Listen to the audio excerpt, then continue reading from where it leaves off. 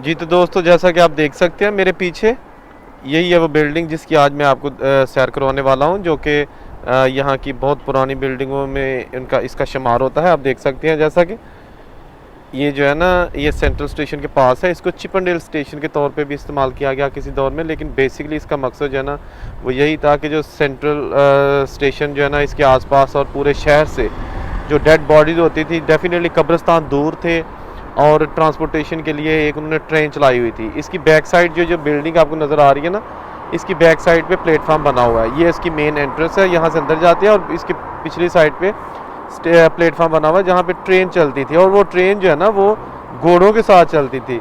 उसको जो है ना इंजन जो है ना उसका बाद में आया, लेकिन सबसे पहले उस ट्रेन को जो है ना वो घोड़े खींच के दूर कब्रिस्तान तक, तकरीबन 25 किलोमीटर दूर यहाँ से और 30 किलोमीटर के लगभग, वो ट्रेन जो है ना वो घोड़ों वाली इन डेड बॉडीज़ को लेके जाती थी।